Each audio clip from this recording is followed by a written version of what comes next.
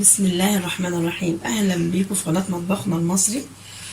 والنهارده ان شاء الله بعد ما عملنا طريقه المفتله وازاي نعمل المفتله الصعيدي او المفتول الفلسطيني، هنيجي دلوقتي نسويها ونعملها مع بعض عملي.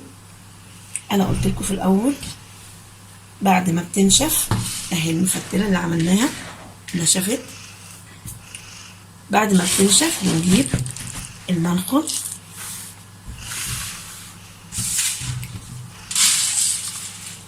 وبننزل منها الدقيق اللي احنا كنا حاطينها لها عشان ما تلزقش في بعضها.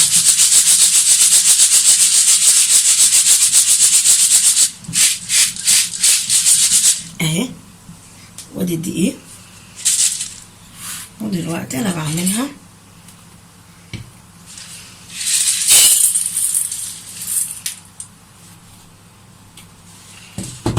اهي كده.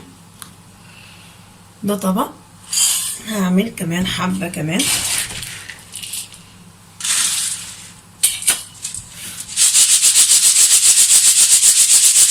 طبعا كل واحد بيعمل الكمية اللي تناسب عدد افراد الاسرة.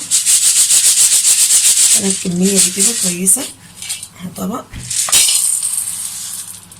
وحبة كمان اهو بس كده. ودلوقتي هنروح على البوتاجاز. انا هنا حاطه الحله على النار، بتعمليها زي ما قلت لك قبل كده زي الرز بلبن بالظبط. عندي الحله على النار، الميه بتغلي فيها اهي. انا حاطه لها حبه ملح وهضيف المفتله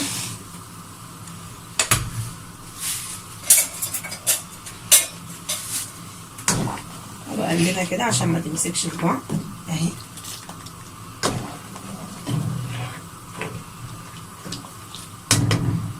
بفضل اقلب فيها كده لحد ما تبقى نص سوا، وبعد كده بضيف اللبن على مراحل. بس لما توصل لنص السوا هنرجع. دلوقتي دخلت في مرحله السوا وايدنا فيها على طول بنقلبها عشان ما تلزقش تحت وما تشطش، فبنقلبها كده على طول زي الرز بلبن بالظبط. ودلوقتي هضيف لها حبه ملح.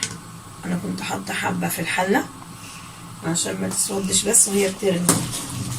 لو هتعملي بقى في حله ستانلس او اي حاجه غير الالومنيوم ما بتحطيش ملح في الاول، بتحط لها ملح بعد ما تدخل في مرحله السوا. ودلوقتي هضيف اللبن. انا هنا حاطه لها كيلو لبن، ممكن تزودي. كل ما بيزيد اللبن كل ما بتبقى احلى يعني.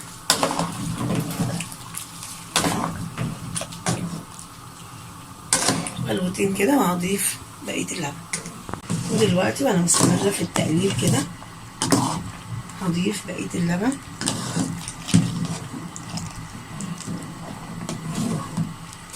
اهي.